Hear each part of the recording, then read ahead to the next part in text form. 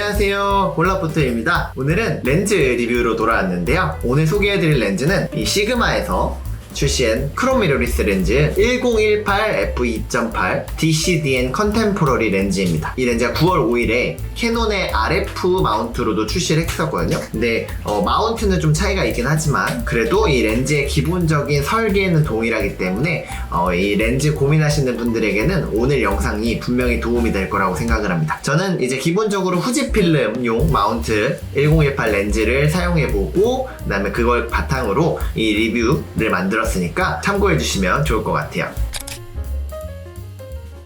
자, 그러면 제가 준비한 자료 화면으로 넘어왔죠? 되게 이국적인 분위기의 사진으로, 모델분과 함께 촬영한 사진으로 시작을 해보도록 하겠습니다. 시그마 1018mm f2.8 DCDN 컨템포러리 렌즈고요. 시작하기 전에 이 구독과 좋아요, 알림 설정 해주시면 제가 이 렌즈 리뷰를 만드는데 정말 큰 힘이 됩니다. 구독 버튼 한 번씩 꼭 눌러주시고 리뷰 봐주시길 부탁드릴게요. 이 시그마에서 후지필름 X마운트에 사용할 수 있는 렌즈는 총 7개가 있다고 영상을 통해서 소개를 드리고 있는데요, 이번 시간은 세 번째입니다. 그래서 제가 기존에 56mm랑 30mm f1.4 두 개의 단렌즈에 대해서는 이미 이 리뷰 영상을 촬영을 해서 업로드를 완료했고 되게 많은 분들이 제 이런 리뷰에 대해서 좀 사랑을 해주시더라고요. 그래서 너무너무 감사드리고요. 감사드립니다. 그래서 계속해서 이 시리즈는 이어가려고 하니까요, 앞으로도 기대 많이 해주시면 감사하겠습니다. 왼쪽에는 이 1018mm 렌즈를 활용해서 제가 이 싱가포르의 창이 공항에서 촬영한 주얼입니다. 엄청나게 큰 인공 폭포인데 이 렌즈가 워낙 광각이다 보니까 다 담아낼 수 있더라고요. 그래서 굉장히 좋은 렌즈입니다. 이 렌즈에 주목할 만한 특징으로 4가지를 꼽아봤습니다. 기존에 3가지에서 1가지가 늘어버렸는데요, 첫 번째는 감탄하게 되는 화질이에요. 화질이 정말 끝내줍니다. 찍고 나서 이제 저는 꼭 습관적으로 이 재생 버튼을 눌러서 어떤 사진을 찍었는지 한번 보거든요. 근데 확대를 해봤을 때 이 화질이 너무 좋은 거예요. 그래서 화질이 뭔가 좋겠다 싶었는데 그 이유는 다음 장에서 계속 설명을 드리도록 하겠습니다. 두 번째는 작고 가벼운 초광각 렌즈라는 점입니다. 이 렌즈가 제 손바닥보다 작거든요. 면적이 작은데 그럼에도 불구하고 이렇게 1018mm까지 사용할 수 있는, 이 풀프레임 기준으로 따지면은 뭐 15mm에서 약 27mm 정도 되는데 그렇게 소화가 가능한 렌즈고요. 세 번째로는 이 극도로 짧은 최소 초점거리, 이것도 뒤에 보여드릴게요. 그리고 마지막으로는 f2.8의 고정 조리개라는 점이 확실히 이 렌즈가 갖고 있는 장점입니다. 후지필름 네이티브 렌즈 광각 줌 렌즈가 뭐 있는지를 좀 찾아봤는데요, 이 시그마 1018과는 좀 겹치지 않는 부분이 있어서 이 시그마 렌즈가 좀 차별성이 있었습니다. 보시면은 가장 지금 초광각으로 나온 줌 렌즈가 후지에서는 8mm부터 16mm까지 렌즈거든요. 그래서 요거랑은 2mm씩 정도가 후지가 더 앞당겨져서 더 넓게 찍을 수 있는 렌즈고요. 그 다음 두 번째로는 이제 후지필름에서 1024mm f4 렌즈가 있는데 이거는 약간 조리개 값이 한 스톱 정도는 차이가 있잖아요. 그래서 완벽한 1대1로 대응하는 렌즈는 아니라서 시그마의 렌즈가 좀 겹치지 않는 차별성이 있었습니다. 자, 렌즈 스펙 보고 넘어가려고 하는데요, 스펙에서 몇 가지 좀 말씀드릴 부분이 있는데 그게 바로 최소 초점거리가 첫 번째입니다. 이 11.6cm가 광각일 때는 최소 초점거리고요, 그 다음에 19.1cm가 망원에서의 초점거리거든요. 이게 진짜 그냥 거의 붙어서 찍습니다. 조리개 날개 매수가 7매입니다. 7매인데 이건 아쉬운 점이었어요. 아쉬운 점이라서 뒤에 계속 설명을 드리도록 하겠습니다. 다른 것보다 이 카메라 내에서 렌즈 보정 기능이 호환이 되진 않습니다. 이게 이 후지필름의 네이티브 렌즈가 아니다 보니까 화면에 보시는 것처럼 회절 현상 보정이라는 게 아예 활성화가 되지 않거든요. 이 부분은 카메라에서 찍을 때부터 보정은 안 되고 이 왜곡과 비네팅, 회절 이런 부분에 대한 보정이 이 RAF 후지필름의 로우 파일로 촬영하신 다음에 이 라이트룸 클래식 등의 소프트웨어를 활용해서 교정하시면 될 것 같아요. 그래서 이 교정의 효과가 생각보다 좀 드라마틱합니다. 이제 왼쪽이 교정 전이고 오른쪽이 교정 후인데 가장 왼쪽에 이제 보시면은 창문이 교정 후에 좀 잘려 나가죠. 그 다음에 이 양쪽 대각선 끝부분에 좀 어두운 게 보이시나요? 이게 비네팅이 좀 있습니다. 그래서 비네팅도 프로필 교정을 눌러줘야 좀 교정을 할 수 있어요. 자, 렌즈 구성도입니다. 제일 첫 번째로 화질을 말씀을 드렸는데 화질이 좋은 이유가 있습니다. 보시면은 19, 13메가 사용이 됐는데 FLD 렌즈라는 게 3메가 사용이 됐어요. 노란색의 부분인데 이게 시그마에서는 최상급 렌즈에 주로 사용되는 렌즈입니다. 그러니까 최상급 렌즈에 사용되는 렌즈가 3개나 사용됐다는 게 이게 컨템포러리 라인인데도 불구하고 이런 렌즈가 사용되니까 화질이 좋을 수밖에 없는 거고, 가만히 생각을 해보면 이 1018이라는 렌즈의 화각대가 아무래도 광각이고 풍경사진을 좋아하시는 분들이 많이 사용하실 텐데, 풍경사진 하시는 분들은 화질 정말 중요한 항목이잖아요. 그러니까 당연히 시그마에서도 신경을 써서 이 FLD 렌즈까지 써가면서 생산을 한 것 같아요. 그러다 보니까 아무래도 가격이 좀 있죠. 네, 100만원이 넘어가는 크롭 렌즈에서는 조금 가격대가 있는데, 그럼에도 불구하고 네이티브 렌즈는 후지가 워낙 비싸잖아요. 제가 지금 1650 f2.8 4.8 렌즈 갖고 있는데 그것도 99만 9천원이거든요. 그거랑 비교하면은 그래도 시그마가 상대적으로는 저렴한 편인 것 같아요. 모터는 스태핑 모터를 사용을 하는데 왜 그런지 모르겠는데, 제가 이 T50에 물렸을 때, 다를 때는 안 그러거든요. 촬영을 할 때 초점 잡을 때도 이 렌즈 모터의 구동 소리가 거의 안 들렸는데, 유일하게 촬영 모드에서 재생 모드로 버튼을 눌러서 전환할 때 약간의 이 모터 진동 소리가 뜨드 소리가 나더라고요. 재생 모드에서 촬영 모드로 전환할 때에도 미세하게 나더라고요. 근데 또 어떨 때는 또 안 나기도 하고, 이런 부분이 약간 소리가 좀 거슬리는 부분이 있었습니다.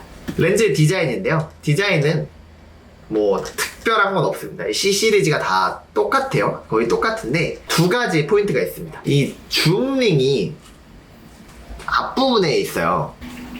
앞부분에 있는데 제가 기존에 평상시에 쓰던 거랑은 위치가 다릅니다.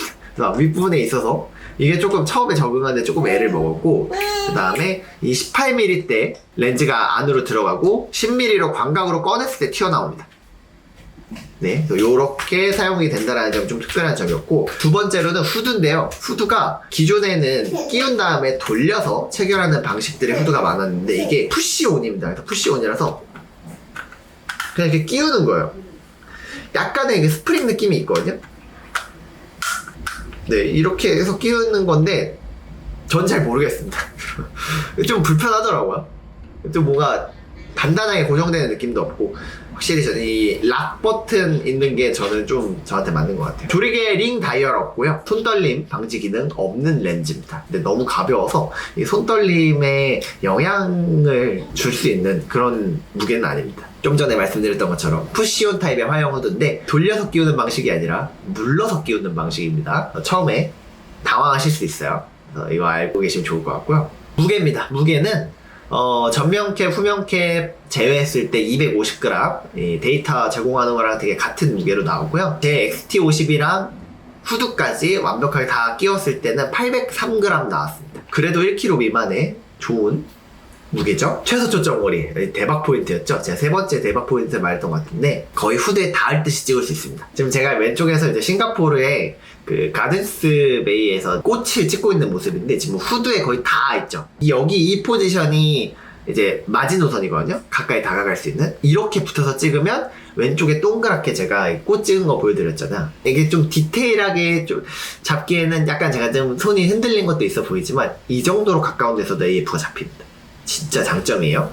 화질 얘기를 다시 돌아가서 첫 번째 제일 좋은 게 제가 화질이라고 말씀드렸는데, 차트를 보시면 그동안 보여드렸던 이 시그마의 크롭 미러리스의 단렌즈의 차트보다 뛰어납니다. 진짜 이 렌즈 화질 뛰어납니다. 보시면은 이 붉은색 색상의 이 콘트라스트 선이 0.9와 1 사이에서 거의 1에 붙어서 출발합니다. 진짜 좋은 렌즈죠. 그 다음에 가운데 주변부 지나서 극주변부로 떨어져도 이 최대 감각과 그 다음에 가장 망원이라고 할 수 있는 18mm에서도 0.9에서 크게 내려가지 않아요. 원초적으로 되게 좋은 거죠. 그 다음에 이 녹색의 화질도 시작부터 0.9 이상으로 시작을 합니다. 이게 뭐 풀프레임에 좀 더 고급에 엄청 두꺼운 크고 이런 무거운 렌즈들은 거의 1에 이 녹색선도 시작을 하겠지만, 이 렌즈가 갖고 있는 게 이 가벼움과 광각과 그 다음에 크롭 렌즈로 상대적으로 저렴한 이 C라인으로 나왔음에도 불구하고 되게 고점부터 시작을 해서 이제 주변부로 내려가면서 점수가 감소를 하지만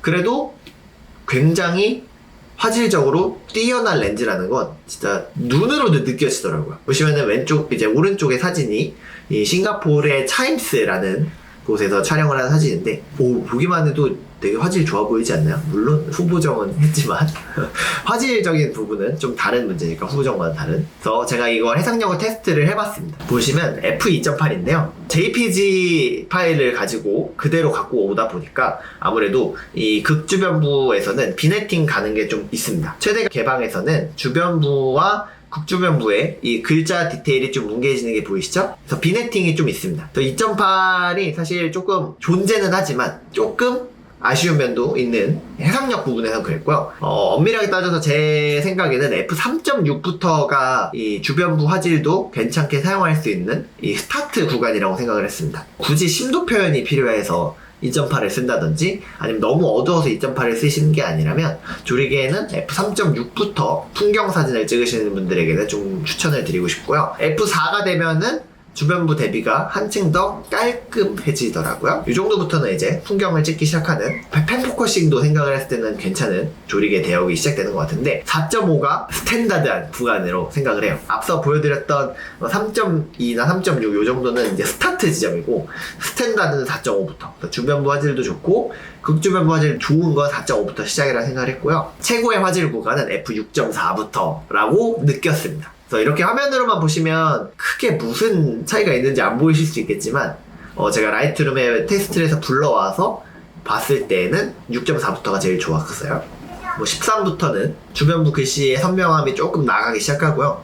13, 14 때 주변부 광량 좀 떨어지더라고요. 그래서 중간중간에 좀 생략된 조리개 대역도 있지만 F22부터는 극주변부의 뿌해짐이 더 심해지면서 이제 테스트를 종료를 했는데, 테스트 결과를 좀 요약을 하자면 이 최대 개방이 조금 아쉬운 면이 있습니다. 있음에도 불구하고 전체적으로 정말 훌륭한 화질을 보여주는 렌즈였어요. 그래서 중앙부부터 극주변부까지 전체적으로 고른 화질은 f4.5. 이 렌즈의 최고 품질을 느끼려면 6.4부터 촬영을 하시면 될 것 같아요. 지금 뒤에 보이시는 게 제가 f6.4로 아마 찍었을 거예요. 인천대교를 촬영한 야간에 촬영한 모습입니다.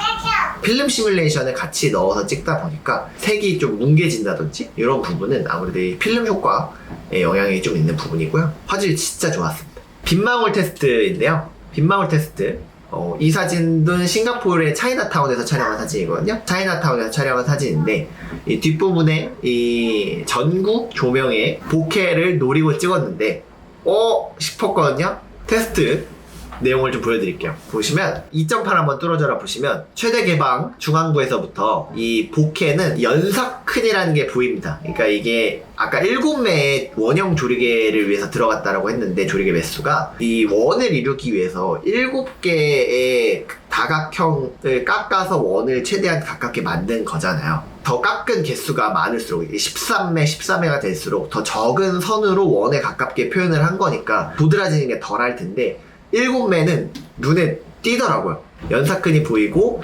주변부의 보케는 약간 찌그러지는 것도 좀 있습니다. 그래서 원형 보케 좋아하시는 분들한테 좀 아쉬울 수 있었어요.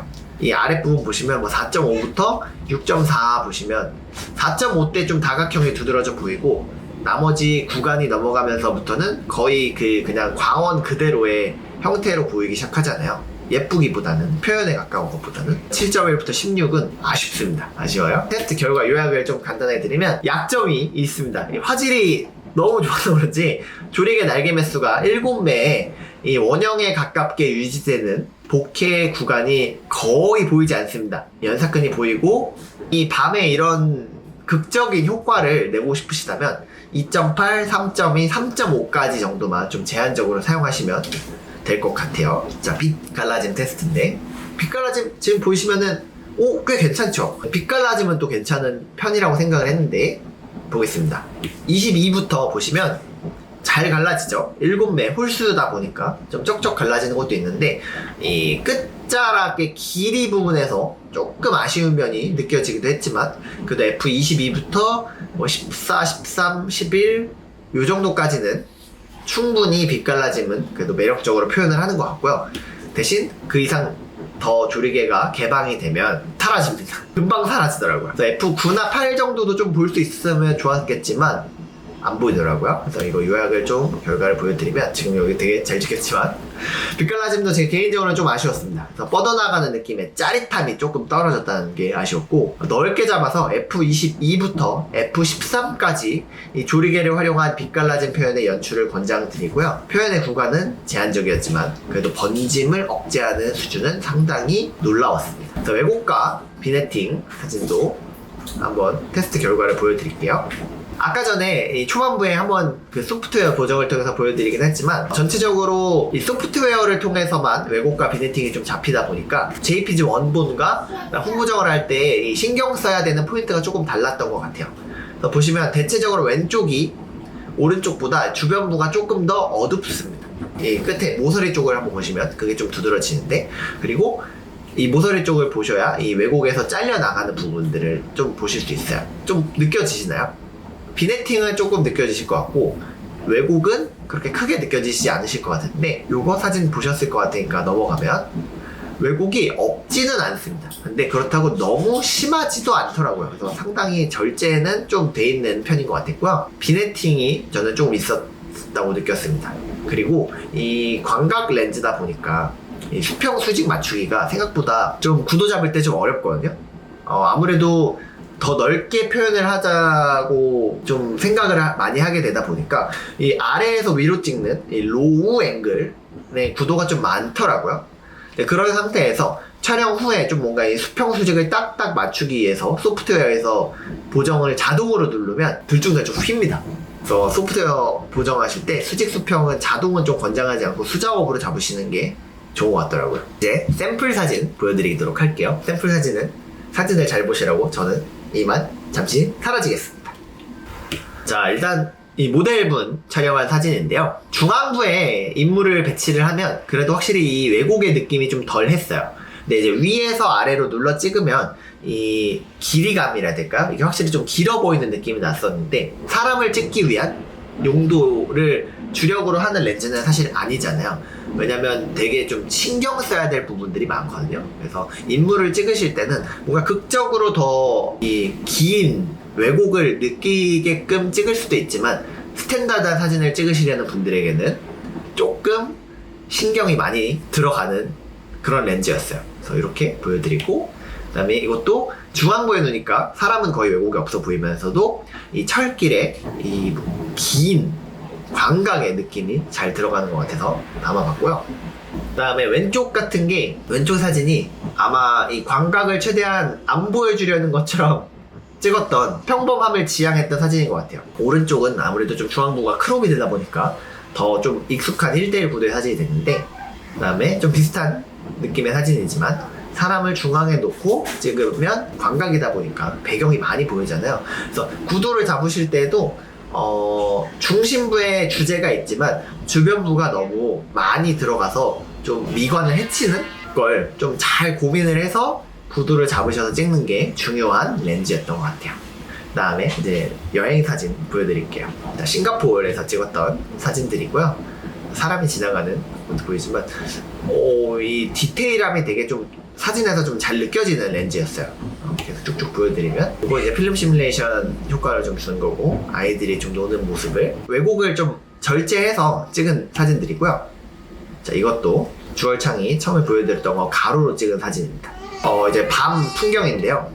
확실히 좀 아래에서 위로 올려 찍었다는 느낌이 살짝 드실 거예요. 예쁘게 담을 수 있는 렌즈고, 많이 담을 수 있는 렌즈고, 이런 것도 아래에서 위로 찍은 이제 로우 앵글 사진인데, 이 광각의 포실점이 가운데로 모인 듯한 느낌, 그 다음에 좀 길어 보이는 느낌을 표현하기에는 확실히 이 로우 앵글이 좋긴 하더라고요. 그래서 이런 느낌 사진도 찍어봤고요. 그 다음에 이거는 가든스베이에서의 이 슈퍼트리쇼 담아봤습니다. 이건 아래에서 위에서 찍었다면, 반대로 이건 위에서 아래를 찍은 사진인데 정말 광활한 느낌이 들어요. 확실히 광각 렌즈다 보니까. 그 다음에 이거는 인천의 송도의 센트럴파크에서 찍은 사진인데, 이거는 개인적으로는 전 빛깔라짐이 이 건물을 이렇게 둘러싸고 있는 느낌이 좀 재미있어서 찍었습니다. 나머지 구도는 조금 엉망인 것 같긴 하지만 뭔가 이렇게 좀 잡아먹은 듯한 느낌이 좀 들어서 사진이 좀 재밌다고 해서 찍어봤고요. 그 다음에 이거는 인천대교 사진. 입자감, 질감 뭐 이런 거는 확실히 좋고, 필름 시뮬레이션을 뭐 이 시기에도 되게 보는 재미도 있고 찍는 재미도 있었던 것 같아요.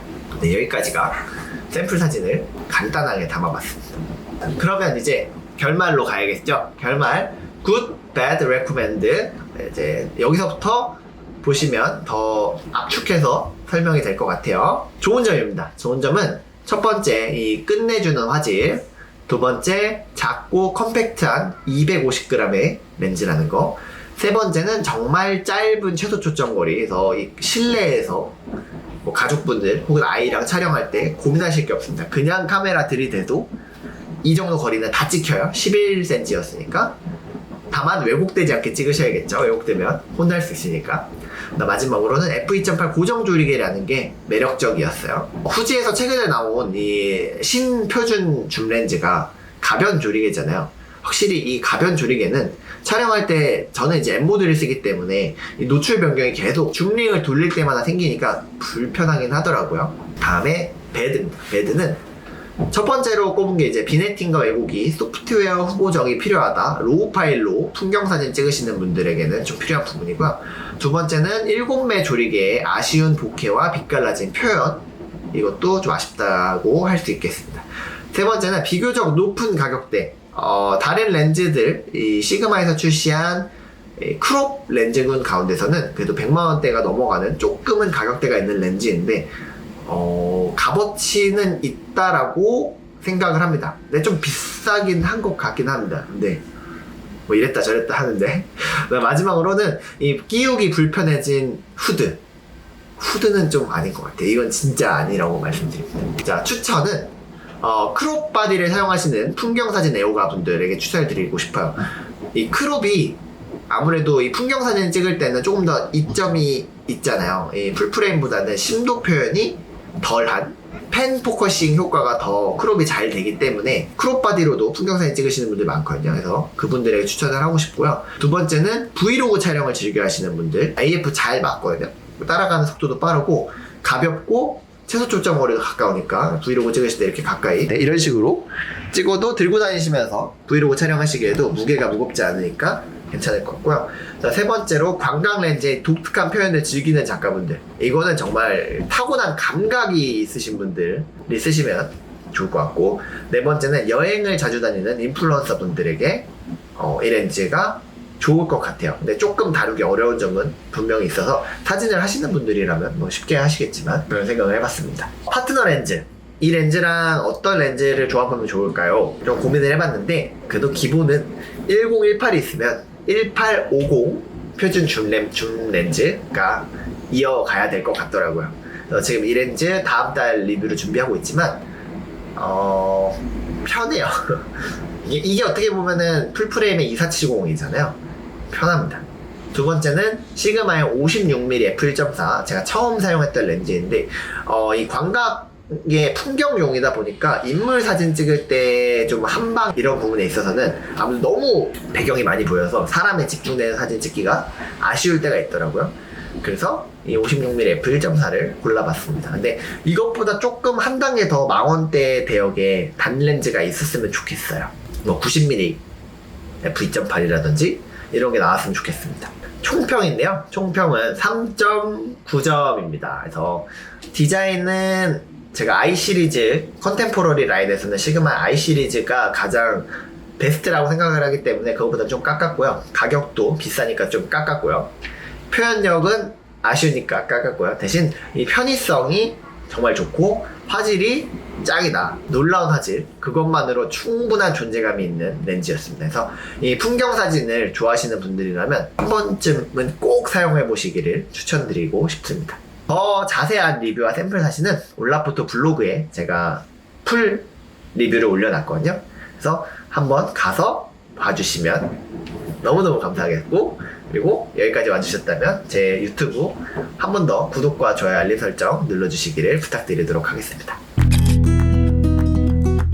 지금까지 이 시그마에서 크롬용으로 출시한 1018mm f2.8 초광각 줌렌즈에 대해서 살펴봤습니다. 이 렌즈 리뷰가 렌즈를 구매하시는데 좀 도움이 되셨으면 좋겠습니다. 이 RF 마운트로도 출시를 했으니까요.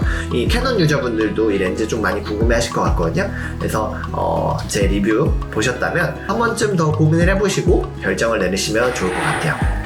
촬영은 여기까지 하고요. 다음 달에 시그마의 1850 f2.8 렌즈와 함께 다시 돌아오도록 하겠습니다. 시청해주셔서 고맙습니다.